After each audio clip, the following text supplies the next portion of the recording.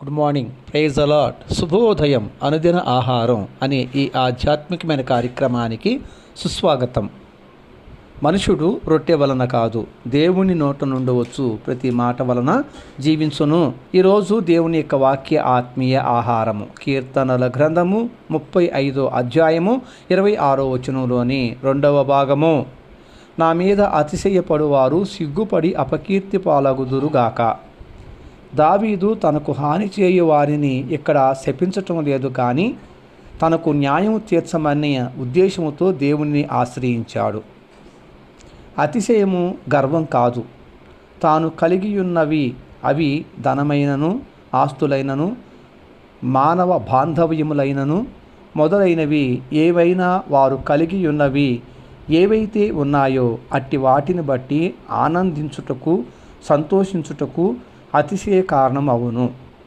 కలిగి ఉన్న వాటిని బట్టి మనుషులను అంటే పెద్దలను ఎదిరించి, తృణీకరించి, పెద్దలకి లోబడకుండా వారికంటే చిన్న వయసు గల వారిని హాస్యాస్పదంగా మాట్లాడి కించపరిచి తృణీకరించటము, మరియు నేను లేకపోతే ఏదీ లేదు, ఎవరూ లేరు, ఎవరు ఉండరు అని తనను తాను హెచ్చించుకొనుట, ఇవన్నీ అహంకారపు గర్వానికి నిదర్శనాలు.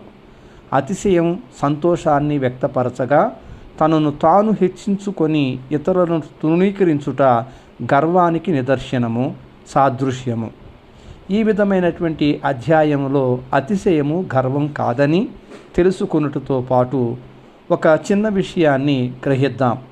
అదేమిటంటే, ఈ అతిశయము పరిమితి దాటితే గర్వానికి మార్గం అవును. ఈ విధముగా మనం గర్వించి నాశనం కాకుండా తీసుకోవలసినటువంటి జాగ్రత్తలు ఏమిటంటే, మనకు ఎన్ని ఉన్నా, ఎవరు ఉన్నా, నాదంటూ లోకాన ఏమీ లేదయ్యా, ఇప్పుడు నాకున్నవన్నీ నీవిచ్చినవే యేసయ్యా అని దేవుణ్ణి సిలువను బట్టి, కృపను బట్టి అతిశయించువారమైతే మహోన్నతమైనటువంటి దేవుని యొక్క కృప మనలను కాపాడును. కాబట్టి మనం అతిశయించాల్సినటువంటివి దేవునిని బట్టి మాత్రమే, ప్రభువైన క్రీస్తు యేసు సిలువను బట్టి మాత్రమే మనం అతిశయించుట నేర్చుకొని ఉండాలి. దావీదుకు తన కీడు నాశనము కోరే స్నేహితులపై ఎంత ప్రేమ ఉందో చూడండి. తన స్నేహితులైన శత్రువుల యొక్క అతిశయము గర్వముగా మారి నాశనం కాకుండా వారు సిగ్గుతో వారి అతిశయం వారి నుండి దూరం కావాలని ప్రార్థిస్తున్నాడంటే మరి ప్రేమ కాదంటారా? అయినా అతిశయించాల్సినటువంటి కారణాలు ఎన్నో ఉండగా దావీదు శ్రమలు, కష్టాలను బట్టి అతిశయించటం ఏంటి? ఒక్కసారి ఆలోచించండి. ఆశ్చర్యం కాకపోతే అవును, కొంతమంది అనేక మంది చాలామంది తమ పొరుగు వారి అభివృద్ధి ఓర్వలేక వారి కష్టాలు, శ్రమలు, బాధలకై ఎదురు చూసి అతిశయించుచుంటారు. హన్నాను చూసిన పెనిన్న ఎంతో అతిశయపడింది హన్నా మీద. హన్నా భక్తిపరురాలు, ప్రార్థనా పరురాలు. తన భర్తతో పాటు ఏటేటా దేవుని మందిరమునికి వెళ్ళేటటువంటి ఆనవాయితీ అలవాటు కలిగి ఉన్నటువంటి స్త్రీ. అయితే తనకు పిల్లలు లేనందున హన్నా మీద అతిశయపడింది పెనిన్న. హన్నా మందిరానికి వెళ్ళినప్పుడెల్లా మరింతగా అవమానిస్తూ తన భక్తిని విమర్శించటము మొదలుపెట్టింది పెనిన్న. హన్నా మీద తనను తాను హెచ్చించుకున్నట మొదలుపెట్టగా హన్నా మనోదుఃఖంతో భోజనం చేయుట మానివేసింది. తన హృదయములో ఉన్న బాధనంతటినీ దేవుని ఎదుట వివరించగా తన మీద అతిశయపడిన పెనిన్న సిగ్గుతో అపకీర్తి పాలగునట్లు దేవుడు హన్నాకి న్యాయాధిపతిని, ప్రవక్తను ఇచ్చాడు. హన్నా కుమారుడైనటువంటి సమూయేలు చేతుల మీదుగా దావీదును అభిషేకించే ఘనతను ఇచ్చాడంటే దేవుడు హన్నాకిచ్చిన ఎంత గొప్ప ఆధిక్యతో కదా మరి. కాబట్టి నీ మీద ఎవరైనా అతిశయపడుతుంటే హన్నా జీవితాన్ని జ్ఞాపకం చేసుకో. దేవుడు మార్పు లేనివాడు. ఆయన తన నీతి ద్వారా న్యాయము తీరుస్తాడు. కృంగిపోవద్దు, బాధపడవద్దు.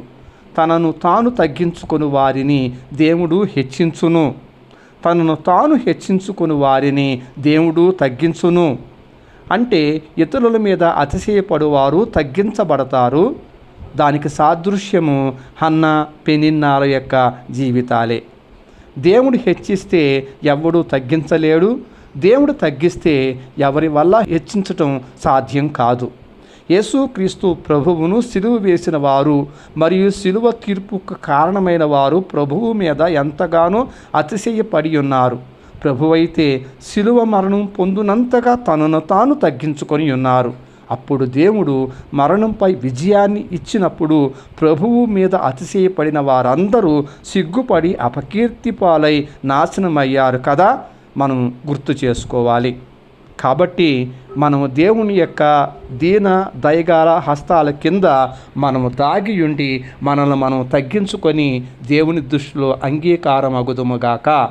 ప్రార్థన. ప్రేమస్వరూపమైనటువంటి మహాకనికరం కలిగిన మా పరలోకపు తండ్రి, మమ్మల్ని ప్రేమించి ఇచ్చిన ఈ దినమంతా మీ అధికారానికి అప్పగిస్తూ యేసుక్రీస్తు నామములో పొందుకొని ఉన్నాం పరమ తండ్రి. ఆమేన్. తండ్రి, కుమార, పరిశుద్ధాత్మ త్రియేక దేవుని అన్యోన్య సహవాసము సదాకాలము మనకు తోడయ్యుండి నడిపించునుగాక. ఆమేన్. Thank you. ప్రభు పాద సేవలో పాస్టర్ ఉమా జాస్వా.